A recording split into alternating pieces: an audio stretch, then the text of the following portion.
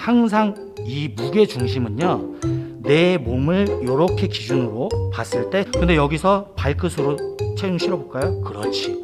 이런 것들이 있죠. 예. 근데 그런 운동을 할 때 여러분 안녕하세요. 일본 여자 사유리입니다. 잘 부탁합니다. 상체를 숙이는 운동, 대표적으로 데드리프트라던가 벤트 오버 바벨로우라던가 혹은 데드리프트에서 응용이 되는 스티프 레그 데드리프트, 힙 데드리프트 이런 것들이 있죠. 예.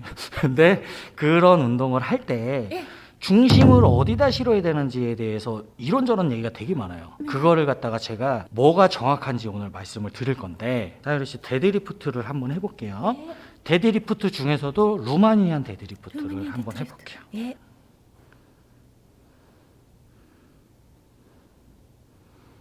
오케이. 자, 그럼 여기서 제가 이제 사유리 씨한테 질문을 할 겁니다. 쉬운 거예요. 다 알고 있는 거. 이 상체를 숙이는 운동을 할 때 대표적으로 지금 루마니안 데드리프트를 했죠. 발바닥에서 중심을 어디에다 둬야 돼요? 그렇죠. 뒤꿈치. 역시 잘 알아. 왜 그러냐면 사람들이 이 숙이는 운동을 할 때 자꾸 앞쪽에다 줘라 이런 얘기를 해요. 근데 제가 왜 그게 틀린 소리인지 원칙에서 벗어나는 거예요. 그렇게 해도 돼요. 다만 알아둘 거는 뭐냐면 그건 어디까지나 원칙이 아니라 변칙적인 방식이라는 거. 변칙 알아요? 조금 이렇게 응용하는 동작.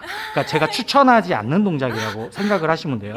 그 이유에 대해서 말씀을 드릴 건데, 여기서 지금 사유리 씨가 루마니안 데드리프트의 최대 유한 자세를 잡았는데, 이런 숙이는 동작을 할 때 우리 회원님들께서 알아두시고 체크를 해야 되는 게 뭐냐면, 항상 이 무게 중심은요, 내 몸을 이렇게 기준으로 봤을 때 중간에 실려 있어야 돼요.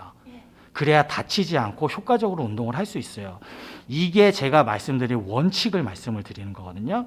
머리부터 상체가 앞쪽으로 이렇게 가기 때문에 내가 이 상태에서 엉덩이를 뒤쪽으로 빼줘야, 그리고 뒤꿈치에 체중을 실어줘야 중심을 가운데 둘 수가 있어요. 근데 여기서 만약에 내가 발가락 앞쪽에다가 체중을 실었다고 생각을 해봐요. 그럼 어떻게 될까요? 앞쪽으로 쏠려서 이 무게 중심이 완전히 망가지게 되죠. 지금 맨손으로 맨몸으로 했는데도 이렇게 무게중심이 옮겨지는데, 여기서 만약에 내가 무게까지 추가를 한다고 생각을 해볼게요. 이 상태에서 그대로 내려가면 상체 무게뿐만이 아니라 이 바벨까지 지금 내가 잡고 있기 때문에 엉덩이를 뒤로 더 빼주고 뒤꿈치에 체중을 더 실어줘야 중량이 중간에 있는 거예요. 무게중심이. 근데 여기서 발끝으로 체중 실어볼까요? 그렇지. 그렇기 때문에 원칙은 항상 숙이는 운동 혹은 서 있는 운동, 스탠딩 자세라 그러죠. 스탠딩 자세에서 무게는 항상 중간에 있어야 돼요. 그럼 어떻게 되겠어요? 내가 무게가 늘어나면 늘어날수록 뒤꿈치 쪽에 체중이 더 많이 갈 수밖에 없어요. 그리고 아까도 제가 말씀을 드렸지만 스티프 레그 데드리프트, 뭐 햄스트링을 한다고 해서 발 앞쪽에다 더 주면은 땡기지 않냐 이런 얘기들을 많이 하는데, 그것도 아까 말씀드린 것처럼 변칙적인 거예요. 우리가 조금의 효과를 높이기 위해서 부상의 위험이 있는 동작은 취하면 안 되는 거예요.